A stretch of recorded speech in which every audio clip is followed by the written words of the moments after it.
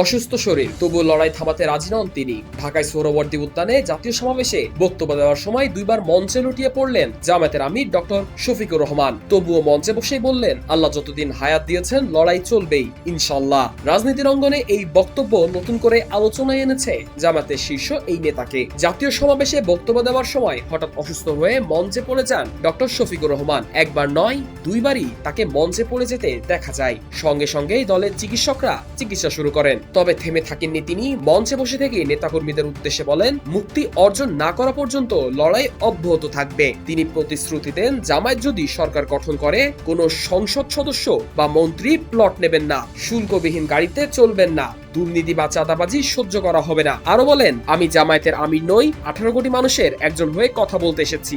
রাজনৈতিক বিশ্লেষকদের মতে অসুস্থ শরীর নিয়েও তার এই বক্তব্য সমাবেশে উপস্থিত নেতাকর্মীদের উজ্জীবিত করেছে।